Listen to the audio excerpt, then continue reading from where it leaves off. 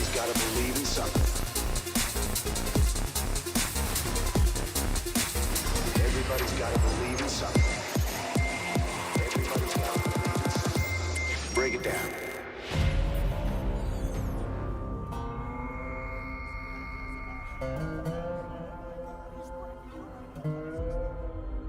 GSL 10주년이라 드디어 올 것이 왔군.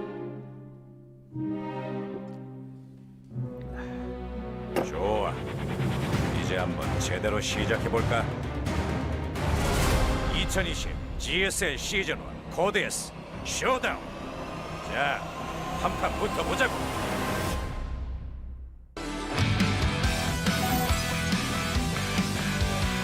Yeah, GSL입니다. I like that Korean Rainer. It's amazing. Welcome back, everybody. We are here for another day of GSL. It's good to finally be back. How are you doing, Artosis? Doing fantastically. Thank you for asking. Tastes, how are you doing today? I'm super duper. What you got there? Hot 6. You want one? Yeah, can I have one of those? Thank you. I just saw you open up a package. I'm not used to seeing that right when the show starts. Kind of crazy.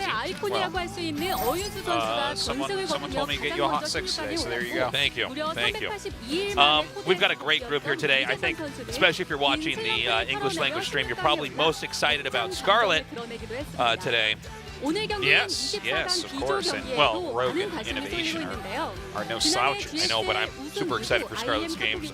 It's going to be a tough group for her, but maybe she'll pull through. We'll have to see. Yeah, it's a ridiculously hard group.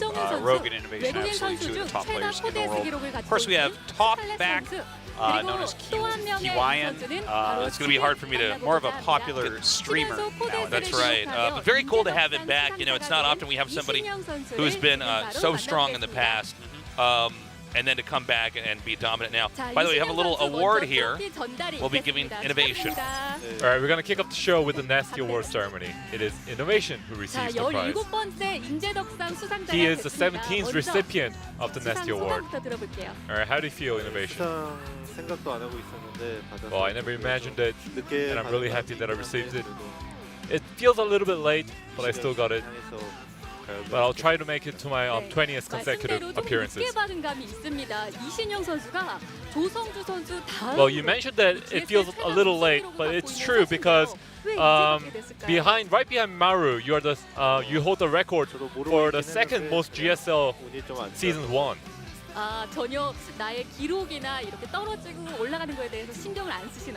So do you not care about like statistics?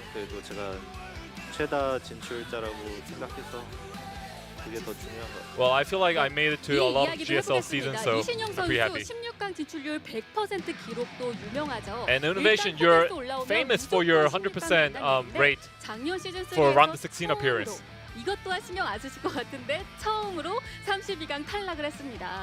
And last season, it was your first time getting eliminated from the round of 32. So I'm pretty sure fans have high hopes for you this season. What do you have to say? Well, this group seems pretty good for me. But I'm not going to try to let my guard down, and I'll try my best. And that was the 17th recipient, Innovation. 네, 지금까지 이신영 선수 만나봤고요. 지금부터 24강 비조 경기 시작하겠습니다. 자, 시작해볼까? All right. Thank you, Andy. We're close to getting our game started here.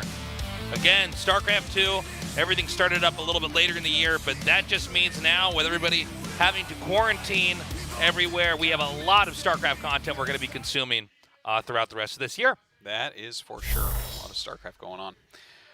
And of course, CodeS just having started up. We had that big upset in Group A with Bunny getting out over SOS. Also, SOS bringing one of the greatest StarCraft games ever. Yeah, in the 22-year history of all of StarCraft.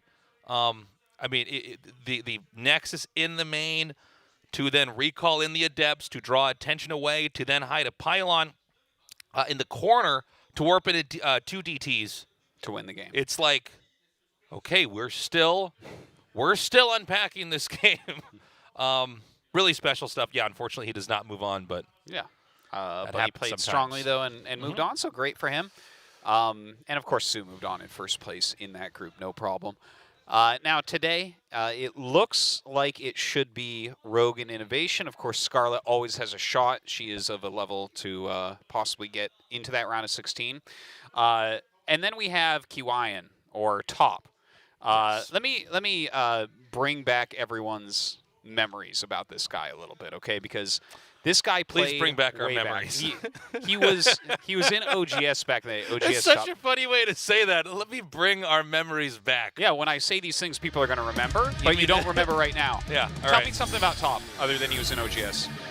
He had really strong pushes, and sometimes he overextended and ended up dying. So you're just saying something bland about every Actually, that's Terran? true. But I do remember a lot of these games, he had like a way-winning advantage back when we cast him in the day. Yeah. Courtesy of Kochanfe, the wonderful stats man, he sent me some awesome stats about him. But yeah, let's remember for a moment. Let me bring back your memories, so to say.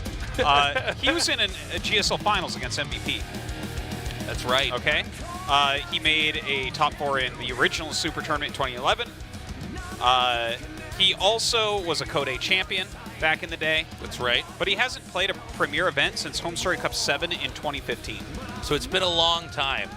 Did he do his compulsory military service? I actually don't. I do not know. I'm assuming that he did, but we don't actually know for sure. Yeah, I'm not entirely sure, but here's a really interesting one. He has, you can put groups into Ligulac, and it has, all the stats of all pro games ever, and it will give you percentages of people to move on, and it's always pretty accurate, because how you play and how you've done in the past is a good predictor of the future. Kiwayan has the lowest percentage to advance that a Ligulac has ever given anyone in GSL. Yeah. By far. And I'll tell you what, It is at 0.39%. That's the odds that he advances. That's even lower than I thought it was going to be. That's 0.39%. That numbers like that you hear only in science fiction movies when the AI is trying to tell the humans in the climax of the movie how unlikely their chances are of surviving whatever snafu they're in at that time. Yeah. There's only a 0.39% chance of survival. Yeah. That's literally his situation according to a Ligulac. And he actually, in the Legacy of the Void era, this is kind of another interesting one.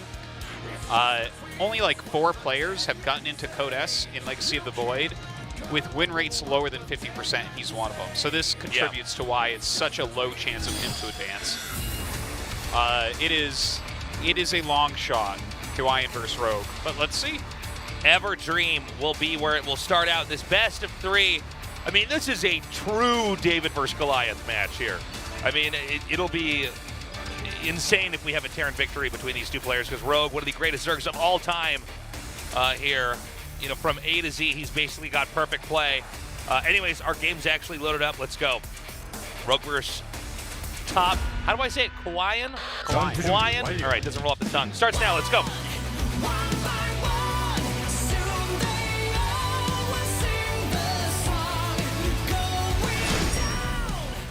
Yes. 퍼포먼스로 앞서 Yeah. LG 울트라 기어와 넘버원 에너지 드링크 핫식스가 Look at all 이번 the 전투를 cancel. 지원한다고. They're spinning. What's going to happen? They're going to explode. Oh. It's only one SCV. Wait, is it going to go? Okay. Just out of Overlord sight range. She just turns a little bit into the other direction. Now it's full first here for Zerg. And yeah, he only sent one SCV out. Yeah. So this is no double proxy racks, just a single proxy racks. Yeah, so already I like what we're seeing, because when I saw the SCV going, I'm like, okay, Rogue is on Maru's team. You idiot! Why would you do this? But the fact that it's one barrack shows that he's doing something that has potential to throw Rogue off, right? Right. It's good planning, I would say. This hasn't been as popular lately. A single proxy barracks against Zerg? I don't even remember the last time we saw that. Last time we saw that is when drones came and killed Maru's SCVs. Yeah, we don't see this often, and this may throw Rogue off. The thing that's just hard to imagine is, what would a victory for Terran look like against Rogue? It's hard to ever imagine Rogue really losing any game. Ever, and this is such a mismatch, but let's see what happens. Now the bunker is thrown in between the blind spot. The Overlord does come down and spot it, though. Here come the 2 Lings, which will chase the SCV away. There is a Reaper that's going to be coming up here, but the bunker is forced to be canceled. And I'm not sure where the rush would go from here. You know, if you're going to get the bunker up, you have to do it pretty quickly. Basically before there's too much creep on the ground. Well, you know what? Just utilize the Reapers, I guess, as best you can. They're there a little bit early. Already got 2 lings when we're used to just 4 lings being damaged. Yeah. So that's something at least. Second Reaper on the way. Of course, the factory going up. I'm excited to see how this continues. Same. I'm really curious, though, like, what, because, you know, with the barracks already in the middle of the map, that really slows down all of your production, especially since this basically didn't do anything to the Zerg, right? This has slowed down the Zerg none. Very little. Yeah. Very little. Compared to just not being able to produce out of a barracks that has to go all the way across the map. Got a creep tumor. It's not nothing. Yeah. It's not nothing is one way to put it, yeah. Yep. It's not nothing. It's not even like the glass is half full. It's like the glass can contain liquid. It's not broken. Like, I don't know how to make that Glass optimistic. is not broken. I mean, hey, that proxy did stop a creep tumor that will be remade again later on. But if you wanted to put water in it, it could, like, yeah, do that for you. There's not a hole in the glass, is the way I'd put it. Yeah. There's no holes in We the don't have glass to at throw all. the glass away. Yeah, yeah. It's not full or half, you know, half full or half empty. But you know, it's like, it's a perfectly good glass. You know. Yeah. That's how to look at it. You could Totally. drink water or milk or soda. Well, you know, anything out of it. Hot you know. 6. Hot 6. You could get 3 different glasses. You get 3 different flavors. Or you could make hot 6 swamp water. What is that? Swamp water? It's when Yeah, I you know. get, you know, like the soda vending machines at a restaurant. You Oh, get a I know little what out you're of talking each, about. and it makes, like, I've never this- heard it called swamp water. Yeah, where you mix all the different sodas together. Yeah. I That's mean, what my yeah, wife calls it. I never called it that, but I liked it. It's like, because look, think of the color it would become. So it becomes some kind of weird- brown, brownish. gray thing. Oh, so going to be going up into BCs immediately, it looks like. Cool. Quite a quick Baneling Nest coming out. I think that Rogue is playing a very defensive game here. That's probably an anti-Hellbat Baneling Nest, if I had to guess. Of course, the Viking going to be taking out the Overlord, but the Overlord scouting and actually sees Banshee tech, right? So it didn't end up seeing the Fusion Core. That was a nice fake out. Yeah. Dude, the glass has some water in it. Yeah, the glass is not. It's still fine. It's still a glass. It's not broken. There's no chip on it. You know. It's got some water in it, dude. Yeah. It's clean water. Some clean water. Yeah. Doesn't have mud water in it. No, no mud water as of yet. We're going to see, though. Okay, there is an armory on the way, so this is going to be Hellbat BC, which I think is, I mean, this is a really reasonable Yeah, I really like how idea. Like, I don't like Hellbat pushes in general because it's really obvious. Like, a lot of weaker Terrans will do that against stronger Zergs. Sure. And it's like a yes-no question that's almost always no. Yeah, I like You the way you know? put that. Yeah. Yeah. Okay, so he's going to come out now, but Yeah, you know, hasn't this seen is, the armory at least. Yeah, which is actually a pretty big deal here. It's much better for Terran if he hasn't seen the armory, yet. Now he's going to come out here just to the edge. Really, for the Zerg right now, this is a game of simply stopping the next few attacks here and then teching past this here. Well, there's 4 Banelings.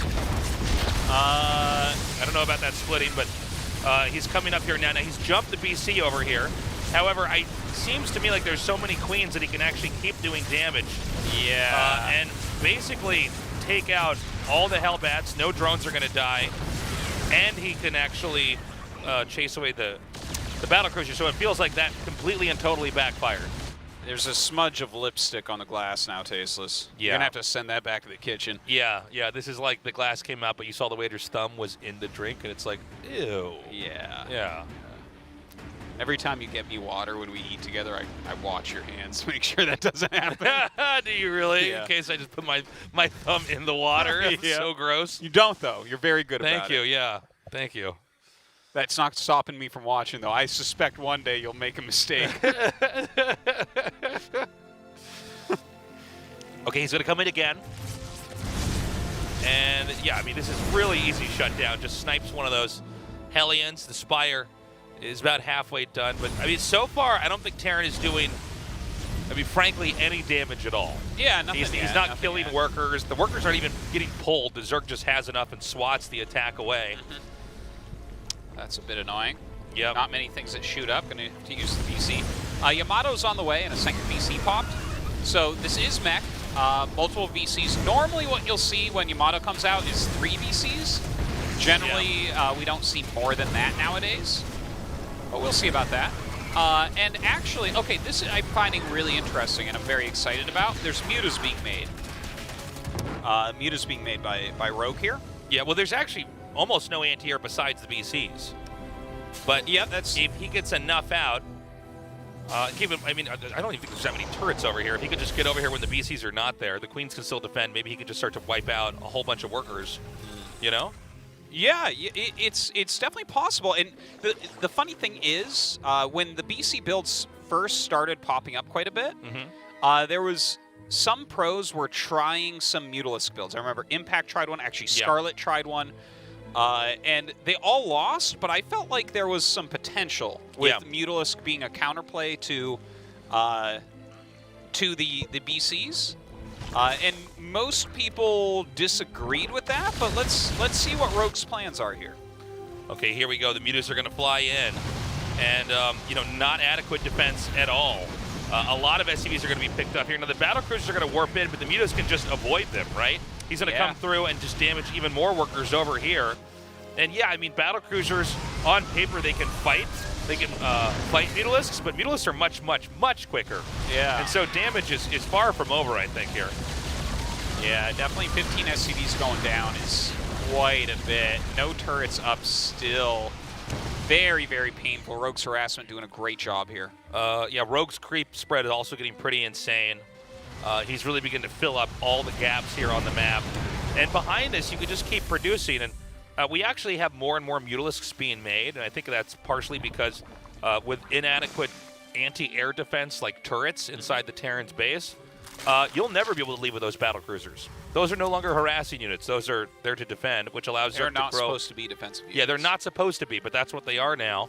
And you know, you can really see that I think things are just going to get worse and worse and worse here from the Terran side. Wow, well, that was a pretty insane hit. Yeah, really nice mine hit there. Repairing on that turret immediately. Eventually, the turret will be taken down. A lot of SCVs going down as well.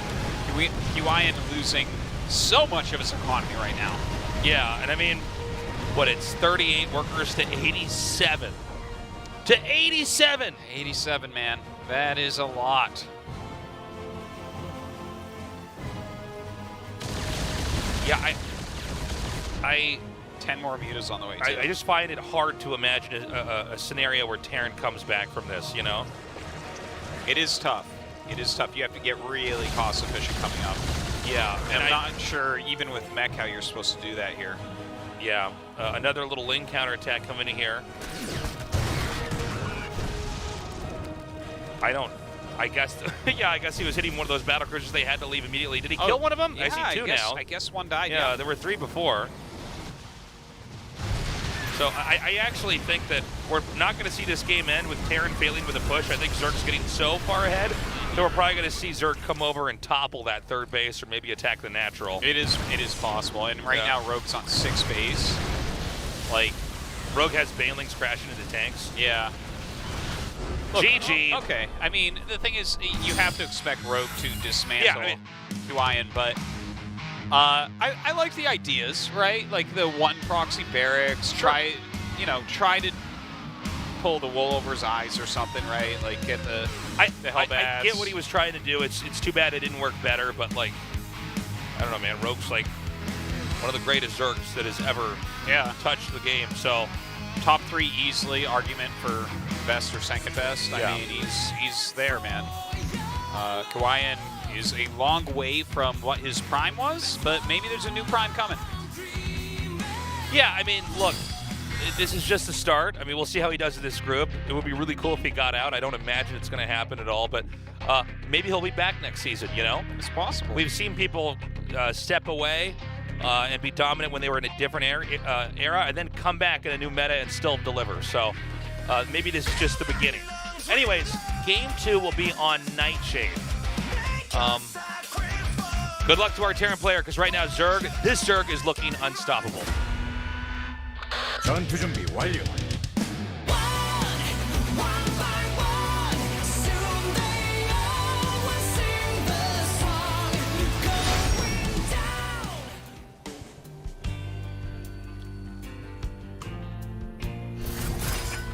진에어 그린윙즈, 로그, 이병렬.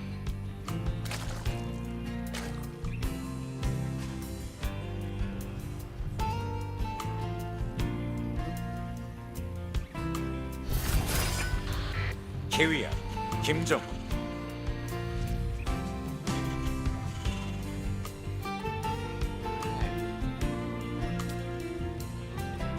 Looks like a pool first build here from Rogue.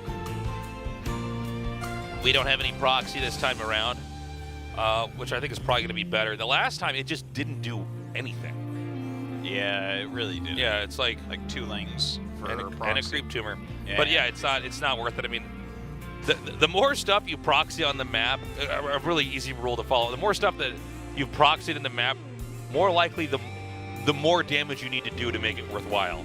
You know, there's a few moments where you can just have stuff all over the map, and it's like, oh, it's fine, give or take. You know. Oh, you are gonna drink that too, for Hot 6, bro. Yeah. You like? I actually never see you drink energy drinks in general. You must like. No, the I don't. taste. I don't drink. I don't drink any energy drinks. Yeah. But Hot 6? Are you kidding me?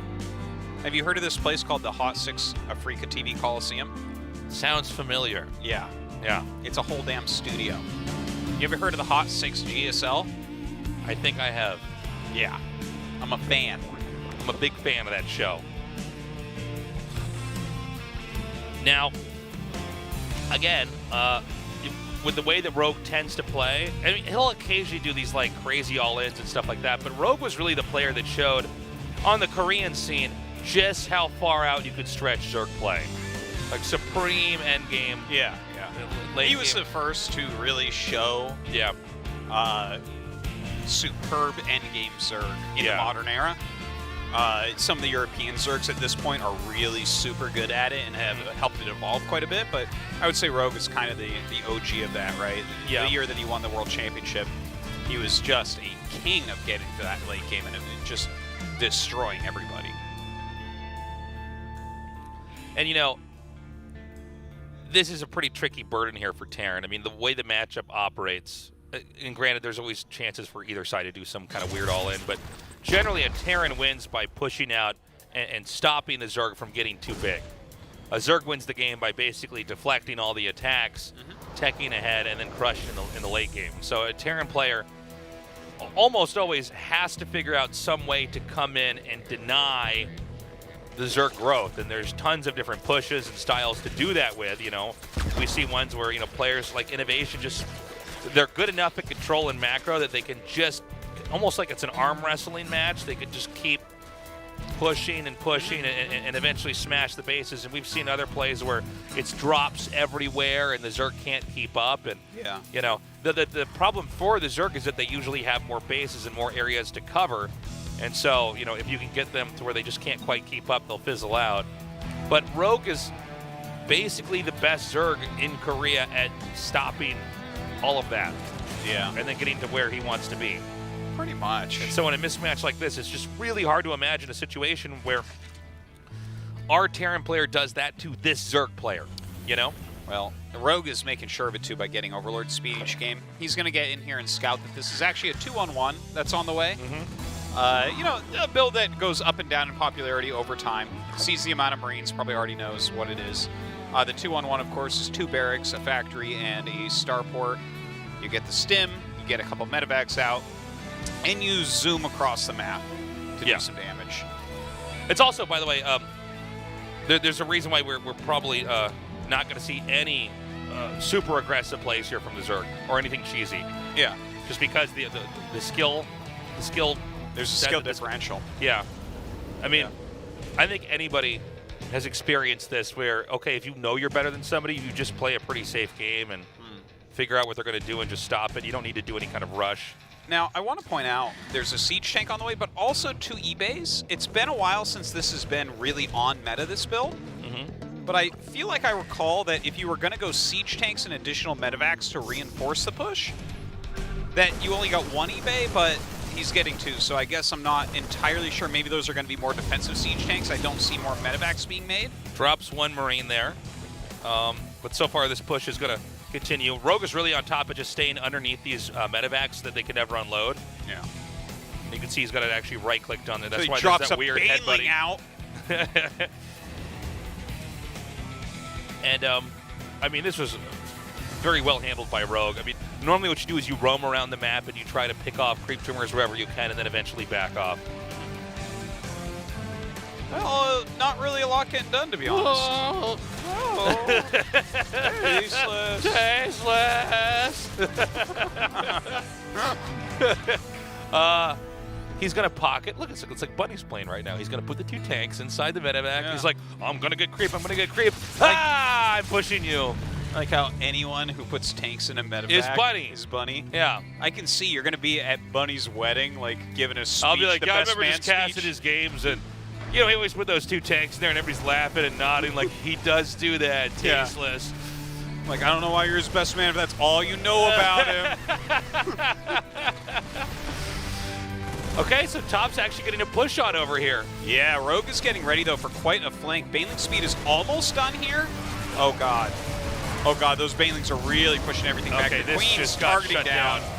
Okay, yeah, it was looking good at the start, but then when everything rolled in, this is getting crushed pretty badly.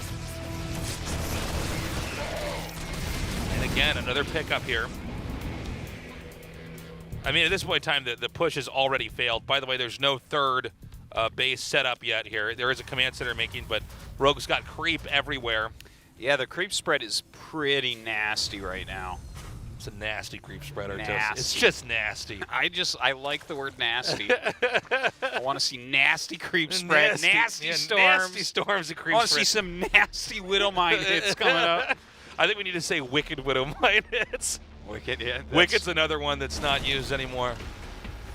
That's the Not name of my used. new energy drink, Wicked. Okay. Right, fourth base and fifth base coming up. Base is coming. And, oh my God. Okay, we just got the tail end of this. Well, I don't think the third base is ever going to really be a thing for our Terran player. He's now lost the majority of his army. I mean, you can actually keep pushing here with Lings. Well, yeah, I guess. Yeah. It is 1-1 upgrades. The Lings are doing all right, getting through that hole in the wall, at least for the moment. Yeah, he's just going to come in again. And I don't know. I mean, this is pretty straightforward. Terran lost so much, not just in the push, but when he was trying to take his third base, that you can just basically hold down the Z button for Zerglings and have a rally over here. That's what he's doing right now. Yeah. Getting around a lot of these Marines. There are quite a few medevacs to heal them. GG. 3 Gs. Yeah. Well, I mean, it was a mismatch. Kawayan is obviously quite a high-level player, and I think that it's hard to watch anyone against Rogue who's not a top pro because Rogue is so strong. Yeah, Rogue basically just looks invulnerable. Yeah. I mean, I think the ideas were there, but then this is one of these moments where you can really highlight the skill difference with two players here. Yeah. Because, everything that Top was doing at the start, it looked good, but then when it came time to actually make it work, it completely smashed. Yeah. Completely crushed. Well, that's Rogue for you, right? This guy has won 2 IEM Katowice, a world championship, an IEM, a super tournament, a GSL. Like, there's nothing he hasn't done at this point. Yeah. So you expect him to kind of crush pretty much everyone in the world all the time. And that includes, when it's such a large group that it's everybody, it does include Kawayan. Yes. We're going to go to a short break. When we come back, our second best of 5 in today's GSL Code S.